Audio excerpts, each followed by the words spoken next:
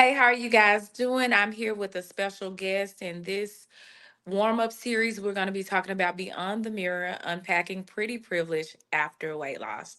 So, I have a special guest with us today, and she's going to be sharing how she obtained pretty privilege after weight loss. So, we're going to go ahead and jump into your surgery. So, can you explain to the guests who you are, the name of the surgery, and why you decided to opt for the surgery? Yes, so my name is Kedra. Back in 2019, I actually had the vertical sleeve gastrectomy, also known as the VSG or the sleeve.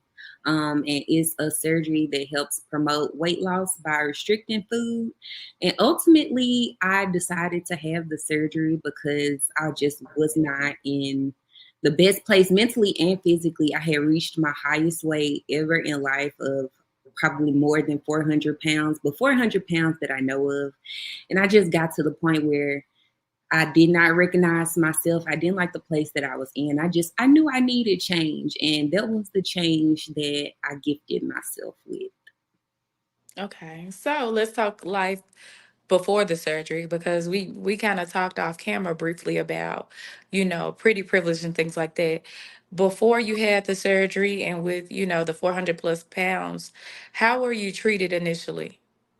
Well, I've been a big girl my whole life. I've been over 200 pounds since I was in third grade. So it's just being big has always been a part of my identity.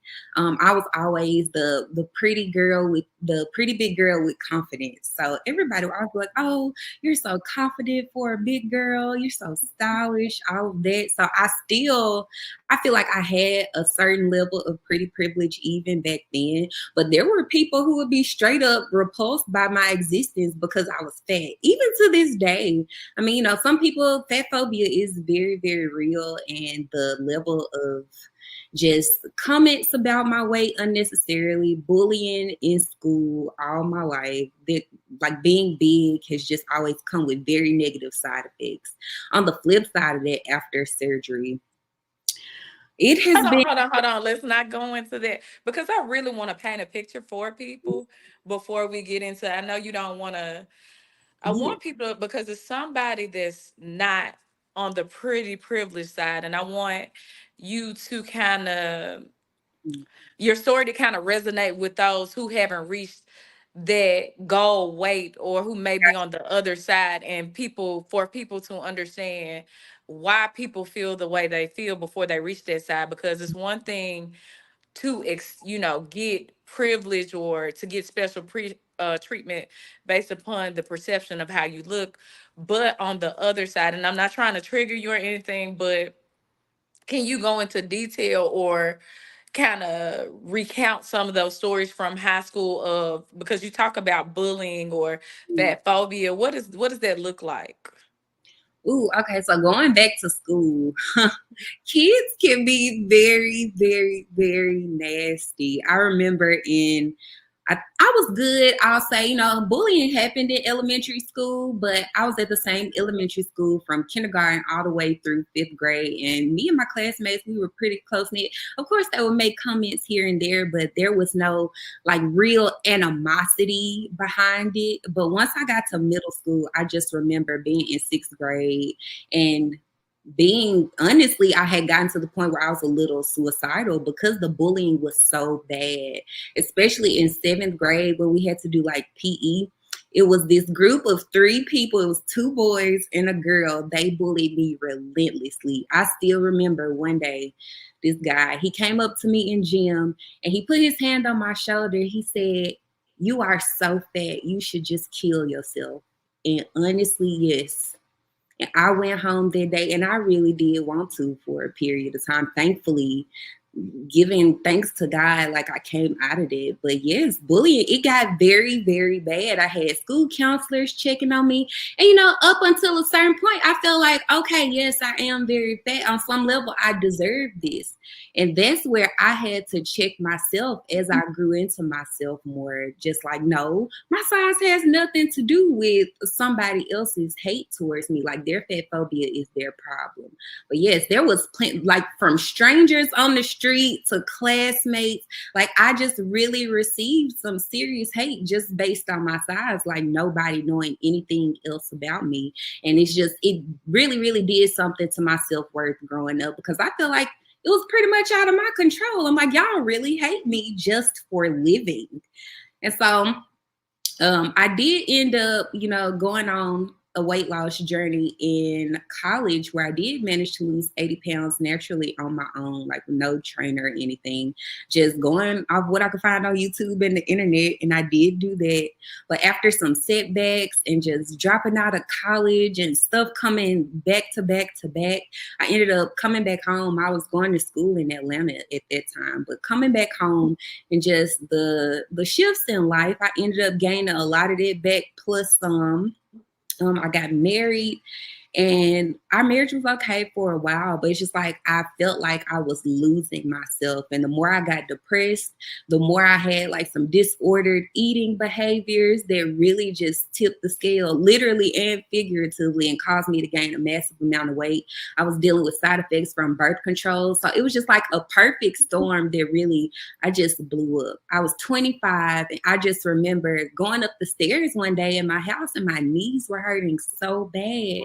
I was just like, I cannot believe I'm 25 in a body that feels like this. And I think that was like one of the straws that broke the camel's back. I'm like, this is not the life that I want to live. Like, I've always been active, moving around, like to, shake and groove. And I'm just like, I can't do that. I've always loved fashion, loved clothes. And I had gotten to the point where I did not enjoy buying clothes anymore, because all the clothes that were available to me just didn't look like anything. I stopped going out, really. I didn't have many friends since I had came back from school. Everybody went off to college, went their separate ways, had different lives or whatever. So I didn't really have a strong community. I found myself just being distant from everybody and being distant from everything that I knew to be true to myself, because I was just so ashamed. I was so ashamed. And I remember one family vacation, I had my cousin look at me, and she's just unwarranted, she looked at me with I just remember the look on her face, and she was like, how did you let yourself get back like that? And it took me so low. I just felt so low after that, because I had wondered the same thing. I'm like, how, after losing all this weight on my own, how did I get back here? Not only, gaining the weight back that I had lost, but I've gained more. Like, I didn't understand how I had gotten to that point. But I also recognized that I was going through a lot. I was on the brink of divorce. And a lot of people don't know that the divorce rate after weight loss surgery is extremely high. And unfortunately, I happen to be a statistic in that instance. In my marriage, it didn't survive. But I feel like I reclaimed so much of myself, and just honestly, after that, I feel like I woke up off the surgery table a brand new person. I mean, I'm sure I could have done it again naturally, but I mean, hey, to each their own. And I encourage everybody to do what's best for them, because that's all we can do at the end of the day. Okay. People's treatment. What is the contrasting difference Mm. between how people treated you prior to and after surgery? Like, what are maybe two or three noticeable differences of I'm being treated noticeably different. It's just, I don't even know where to begin with it. Like, people, especially with me being, conventionally beautiful on top of being smaller, I just find people are just much more kinder in general. Like, everybody holds doors open for me. I get in places for free. People buy me things, standard stuff like that. But I'll say the biggest difference is that I don't feel invisible anymore. Like, I feel quite the opposite. Like, before, I walk into a room, and if everybody looked, I felt most likely it's because I'm the biggest person in the room, which 9 times out of 10 I always was. But now, on the flip side of that, I walk into a room, and it's just like, oh, can I get you this? Can I pull this chair off you? Hey, how are you? What's your name? I just feel so visible sometimes, and it can almost be overwhelming. I'm just like, dang, can I go back to when nobody was checking for me? Like, can I Okay. just walk into a room and nobody look? But people are just much more friendly. They're much more willing to help. I don't get those a lot of those unwarranted, unnecessary, comments about my weight. I still do get quite a bit of those, especially in fitness spaces. But I just feel like as long as I'm bigger than the average person, quote unquote, I feel like that's gonna be a thing.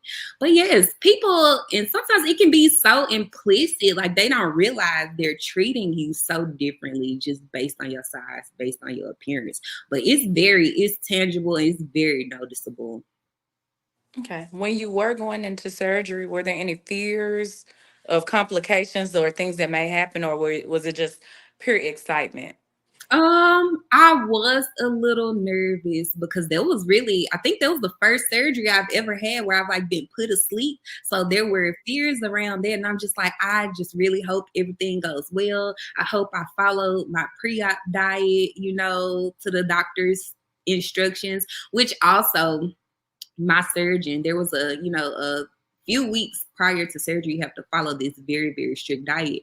And it's supposed to shrink your liver to make sure that they can get in and, maneuver the way that they can. I actually wanted the gastric bypass, which it's more restrictive. And so they're basically the same, the two surgeries, but the gastric bypass is a little more restrictive and you get more results like right after surgery. That's the one that I wanted. But once the surgeon actually got in, I'm not gonna lie, I did not.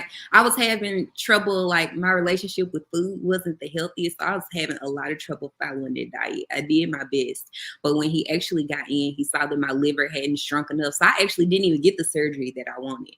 I ended up with the sleeve, which I'm, ultimately grateful for. But that's still the surgery still comes with work to do. Like it's not just a quick fix. Like there's definitely work that you have to do. But yeah, so that was probably my biggest worry. But thankfully everything went well. I didn't have any complications or anything. Okay. How much weight did you? I don't think we talked about how much weight you actually lost. So, what was your starting weight and what is your current weight? My starting weight before like the pre-op diet or anything was about, when I finally did weigh myself, I was 400 pounds on the diet. With the pre-op diet, I lost about 20 pounds. So on the day of surgery, no, I lost 40 pounds. So on the day of surgery, I was 360. And then post surgery, altogether, I've lost 150 pounds. Hmm. Well, And like you spoke about a family member, do you even think that family member remembers saying what they said to you? not at all. So, how do they treat you now? Everybody is just, oh, you lost so much weight. You look so good. I mean, I understand the compliments, but honestly, sometimes I kind of get tired of it. I get tired of being identified by my weight and just that being, I don't know, the mark. I just really do wish I could, have my size not be the focal point of my identity sometimes. Just like, oh, either I was the big girl, or oh, I'm the girl that lost all the weight. So it's like either way. Sometimes I'm just like, I wish, maybe it wasn't that big of a deal. Mhm. And I see a lot of people advocating for people like, we have people online like Lizzo and people Mm. advocating for not fat shaming. Do you feel that the online presence of advocacy is or is not replicated offline, or do you feel like it's about the same? I definitely think there's a push for body positivity and just inclusive sizing more online, because I don't see that in real life, really. I do not see that reflected in real life. I mean, there's campaigns going on now where plus sizes are being taken out of stores. Like it's hard for big girls to even go shop for clothes because nobody's putting them in their stores anymore. So I really feel like while there are those voices online, I feel like mainstream society is really, really pushing this anti-fat agenda. And it's like it's masking it as being concerned for people's health, but I really don't think that's what it's about at the end of the day. What do you think it's about? Fat phobia. phobia. Like people, I don't know what it is, but people hate fat people. That like there's no other way for me to put it as a society. I don't know what it is. There is just this inherent hate for people that are larger, and especially as Black women, because we tend to be curvier, we tend to hold our weight more, you know, like in our stomach, butts, etc. Like the standard BMI chart, that was never meant for us. I'm gonna always, well, I won't say always, but almost my entire life, I've been classified as morbidly obese when I was technically born that way. I was 10 pounds when I was born. So when I say I've been a big girl my entire life, literally my entire life, and I feel like sizing standards, the way clothes are made, none of that was ever meant for me. Like none, this society has never intended to include fat people in anything. Like to this day, there are still places I won't go because I remember going in there and I couldn't fit in their seats. I mean, yes, I'm sure I could fit now, but it's just like it imprinted itself on me that strongly. Or I'm just like, this world is just not fat people friendly. It's like you say you want me to be healthy, yet I'm in the gym all the time. I'm eating healthier than a lot of skinny people. This ain't about my health. Just say you don't like fat people. That's what I want. Just be honest about it. Because that's really how I feel. I'm like people, they are so scared that honestly that they could be in my shoes one day. Like there are some people I know that are so scared to ever be fat. And I'm just like, I really hope, I don't know. Fat, first of all, I feel like fat is not a bad word. I've been fat my entire life. I'm okay with it. I know I'm not unhealthy. I literally just went to the doctor a couple of days ago and I had perfect blood pressure. All my numbers are good. I'm okay with me. I just wish other people could be okay with themselves to the point where they don't have to project their fears of fatness or being fat onto actual fat people. That's what I would like. Okay, let's get into dating. Are you cool with opening up on your dating life after weight loss? Do it. Okay, dating after weight loss, even approaches after weight loss. Do you feel like the way men approach you has changed after the weight loss, and if so, how? Ooh, okay, yes, most definitely. First, I feel like I get approached way more frequently. I mean, I feel like that just goes without saying. Even before, like men that, you know, they call them chubby chasers, the men that only like big women. Like I've gotten a lot of those in the past where I almost felt fetishized to a point. I can't say the word fetishized. Where I'm just like, do you actually like me or do you only want me for my size? But now that I've gotten smaller, like I have some men that are just like, I've never dated a big girl before, but I want you to be my first. I'm just like, if that's supposed to be, yes, if that's supposed to be a compliment, then I really hate that for you because it's not. It's not at all. I'm just like, I'm not, you know, a car that you could take for a test drive. Just like big women are not. So yes, I've gotten that line quite a few times. But yeah, I just me and dating, also, like I said, I was married. I've been single now for, that was 2020. I got divorced. So almost 5 years of me just getting to know myself again, finding out what it is that I actually want. Um, just repairing my relationship with myself and what it is that I want. And honestly, all the attention kind of, it's fun sometimes. I do appreciate feeling like a lady, be flirting, having somebody tell me I look cute, but I'm almost cynical about it because I'm just like a lot of y'all wouldn't even be checking for me if I was bigger. And I mean, to each their own. Again, everybody has their preferences, but I don't know. I almost feel like I'm not fully seen as my whole self just because of the way I look now, if that makes sense. Can you explain? Um, men, they like to say that men are visual creatures, and I mean, they see a pretty woman and it's just like, oh my God, I wanna get next to her. It's almost like a status thing, it feels like. The way that they approach you is just very, It's very demure. No, I'm just Not at all. Not demure at all.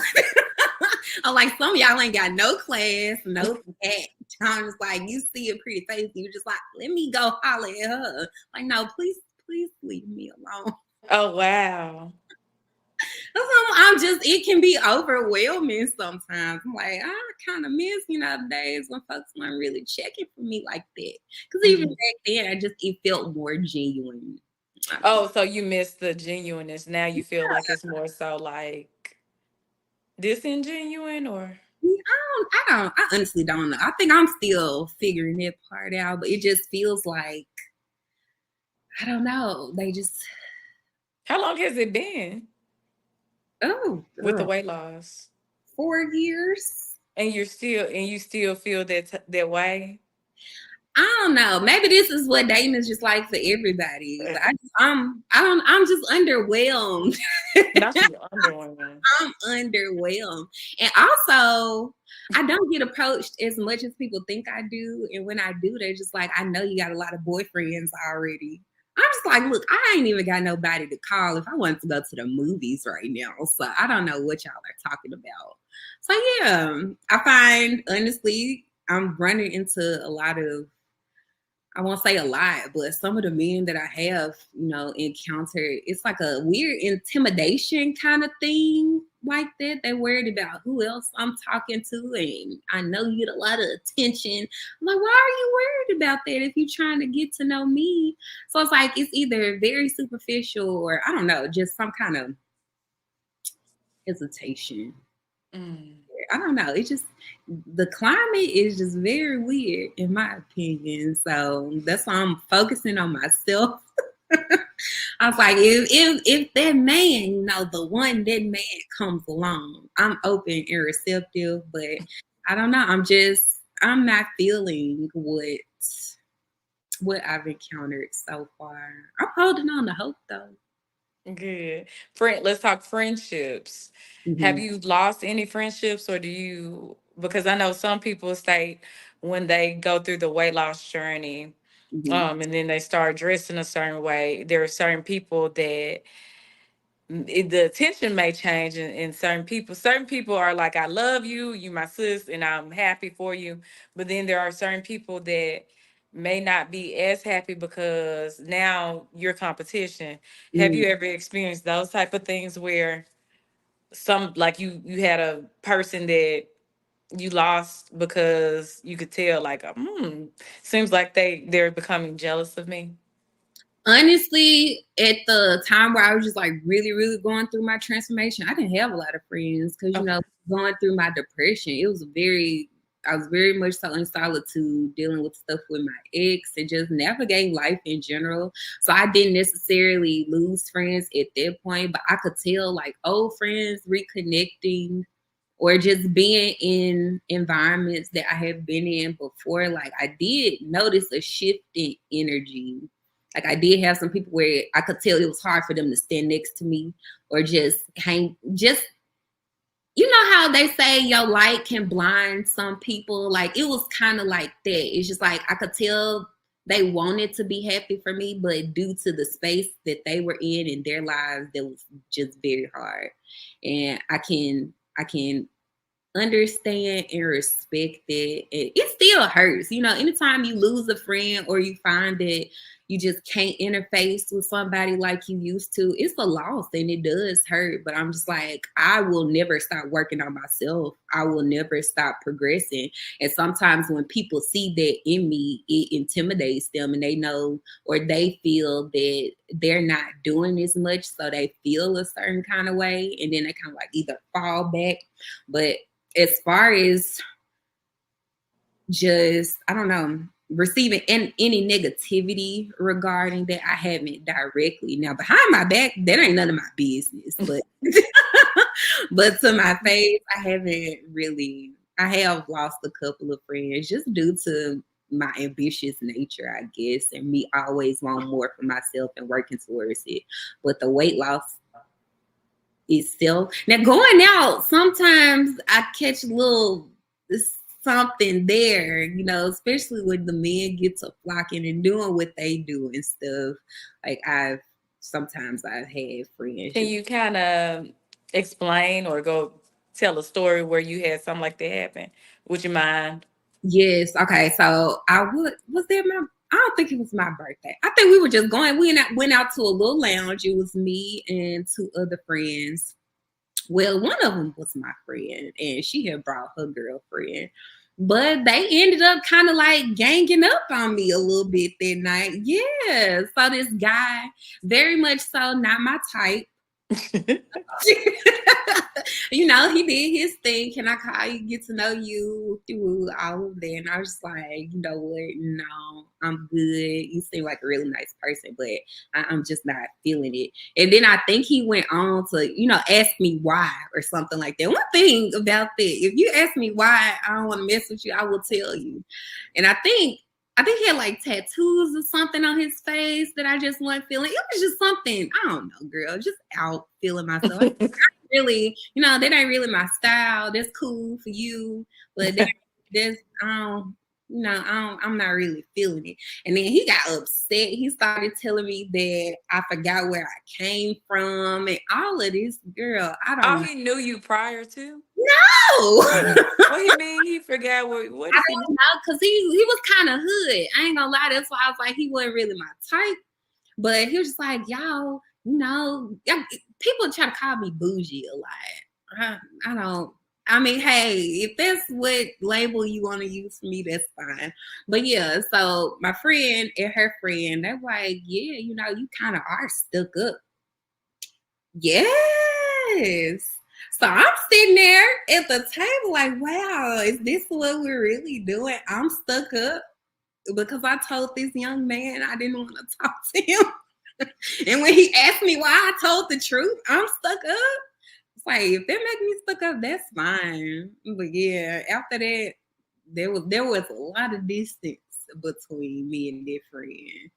I, Really? yeah, I was like, oh, I'm stuck up. Is that how we really feel? Hey, But she had never spoken like that before.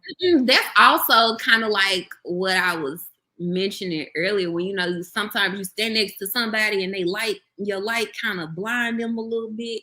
I could get those vibes from her sometimes. I'm like, After the weight loss. yeah. It wasn't like that before. How was it before? Uh Honestly, I feel like some people do just have jealous tendencies, and I feel like this was one of those people because there was a different instance where she had told me she was jealous of something else, but I just kind of like brushed it off.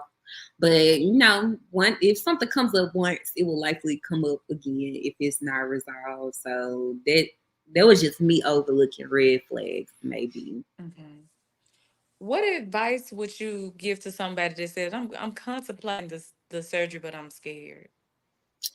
Do your research. Do your research. Because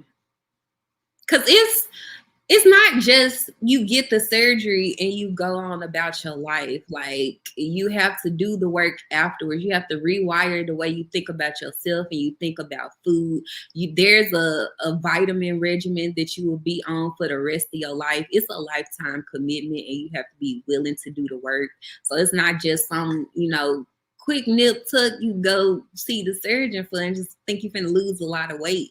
Because years down the line, I know so many people that have had the surgery a couple years out and they done gained all their weight back plus some. So I'm like, it really, I I really get tired of hearing this, but it's a lifestyle change. You have to be willing, no matter what route you go, you have to change your life. You have to be willing to sacrifice and change your life. Because I get questions all the time. How do I lose weight? How do I do this? And people never like the answer because I'm like, you know what you need to do. You need to eat better.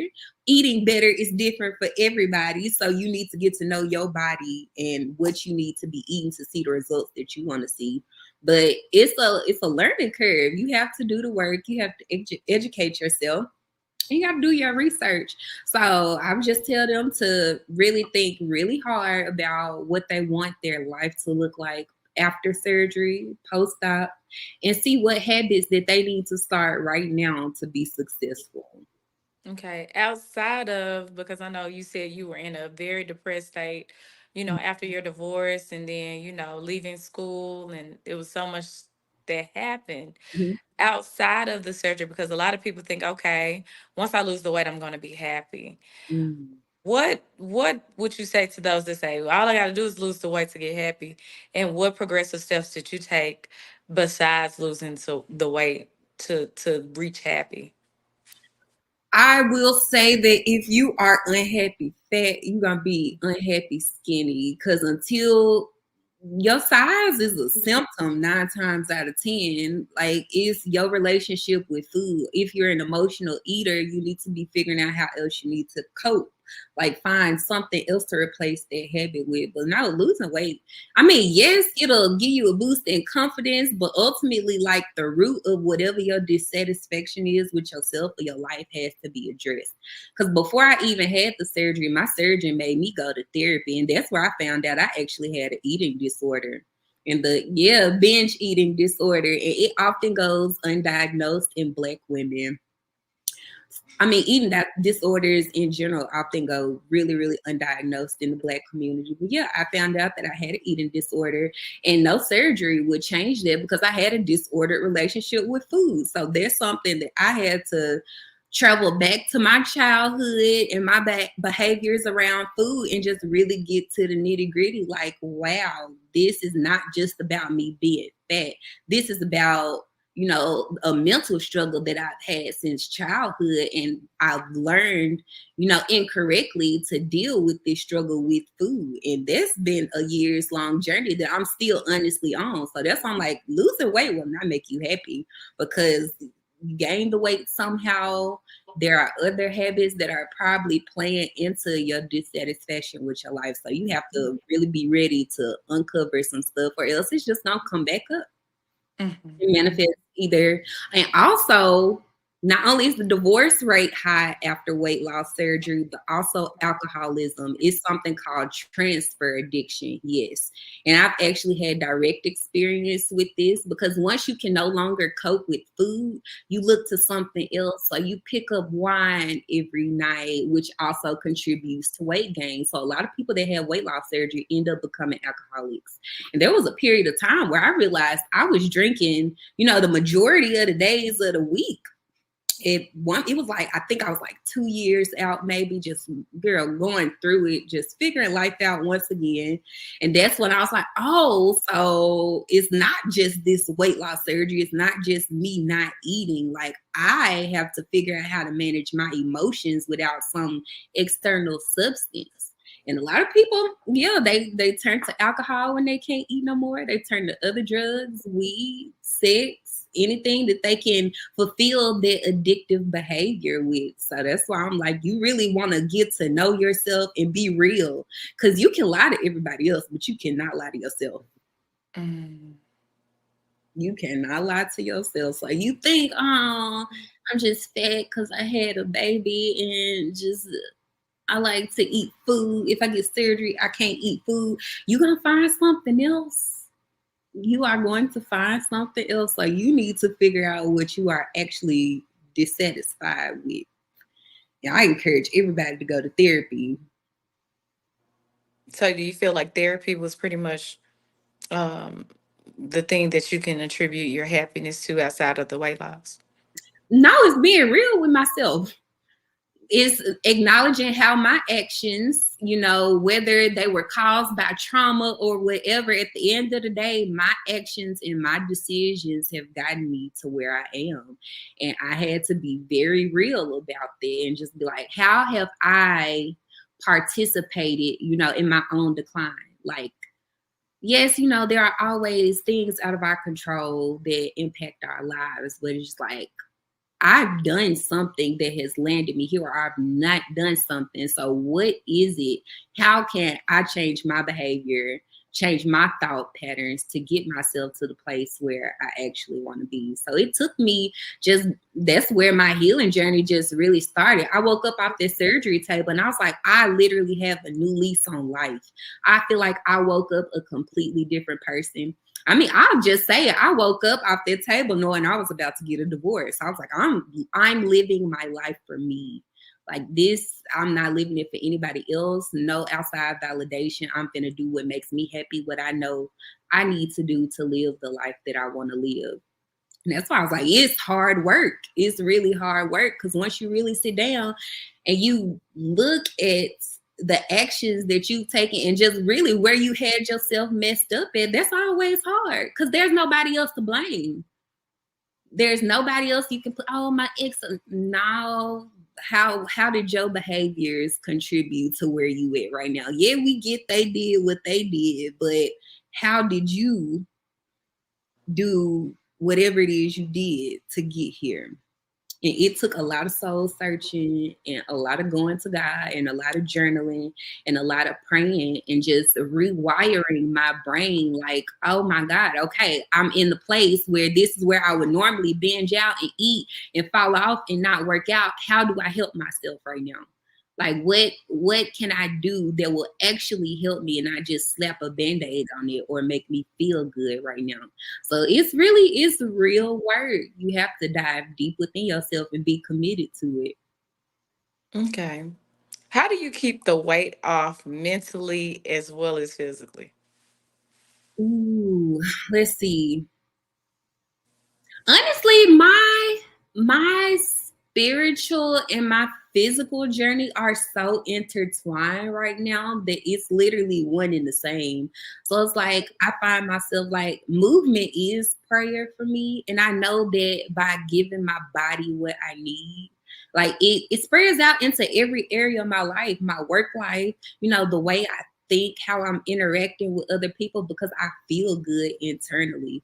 So I don't know, just realizing like the mind body soul connection is really all one. So I try my best to take care of my mental. I'm trying my best to minimize stress, removing myself from situations and environments that are not good for me. Being honest when I can't keep people in my life as bad as I would like to, but I know if they're encouraging certain behaviors or just having me acting or doing things in a way that don't really benefit me, it's gonna hurt, but we gotta, part ways right here. And there has been a lot of that. Like, even if there's no animosity, it's just like we are not serving each other by being in each other's lives. So while I do love you, I'm gonna have to love you from over here, just being real. So there has been quite a bit of that. But yeah, just realizing like it's not exercising to lose weight. It's not exercising to keep the weight off. It's me taking care of myself holistically, mind, body, and soul. Because I know I can't, if one of them is out of whack, the others are bound to be. So it's just zooming out a bit and just wanting the best for myself. So always being in environments that I know promote healing. Um, just being in relationship and in community with people who have aligned values, because there will be people they can be like, you don't eat that, you think you too good, you grew up eating this, you think you too good to eat it now. There will be that. Oh, you don't drink no more. Oh, you can't eat this, eat that. Why not? It ain't gonna hurt you. There will be a lot of that, but you have to be comfortable enough in yourself and your journey to be like, no, I don't eat that no more. No, I don't partake in those behaviors. If you feel like, that's me thinking I'm better, then I'm sorry for you. And I hope that you can look at that differently. But people project all the time, and you just have to stay focused on your own journey. Okay. Keisha, how can the people get in contact with you? Let's see. I am on Instagram at the Memphis Muse. That's really I'm looking into branching out and doing more stuff, but that's generally where I hang out. So y'all come follow me. Okay. Thank you for being on the show. Yes, Say thank bye to the people. you. Bye, y'all.